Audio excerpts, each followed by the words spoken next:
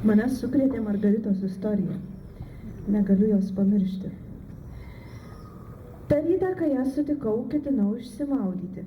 Prileidau į vonią vandenio, prileidau į vandenį putų, prileidau į putas druskos, atsiguliau, susiraukšlėjau, išlukštenau muilą, o jis pliupt ir įkrito.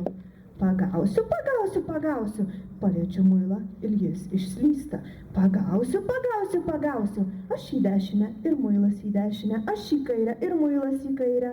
O gal jokio muilo nėra? Yra, nugriebiu putas ir matau. Muilas po vandeniu tupi, nekvėpuoja. Nekvėpuoja? Muilę, aš tave išgelbėsiu. Išleidžiu vandenį šlapę, susiraukšlėjus, išlipu, muilą paliečiu ir jis išslysta. Aš į dešinę ir muilas į dešinę, aš į kairę ir muilas į kairę. Pagausiu, pagausiu, pagausiu. Užgesinu šviesą, atsistoju prie vonios krašto, tykau. Uždegu šviesą, atsistoju prie vonios krašto, gaudau. Čiumpu muilą už pakarpos, aš neturiu pakarpos, nusimaivo muilas ir parodo liežuvį. Bet muilas neturi liežuvio, sakau. Vadinasi, aš tave apgavau, sako muilas ir sprunka. Pagausiu, pagausiu, pagausiu.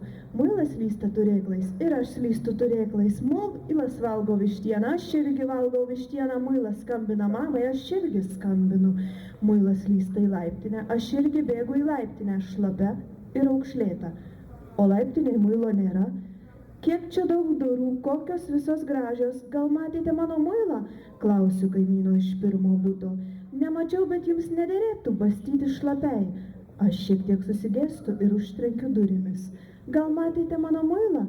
Klausiu kaimyno iš antro buto. Nemačiau, bet galėčiau pasiūlyti damai rankšluostį arba iškviesti damą šokį.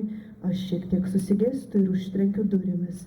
Gal matėte mano muilą? Klausiu kaimyno iš trečio buto. Nemačiau ir tavęs matyti nenoriu. Aš šiek tiek susigėstu ir prieš mane užtrenkia durimis. Lauke pamatau savo muilą. Kitoje gatvės pusėje jis tolsta arba mažėja. Pagausiu, pagausiu. Staiga prieš mane ant gatvės iššoka didelis juodas šuo, putotais nasrais. Jie prasižioja ir aš išgirstu.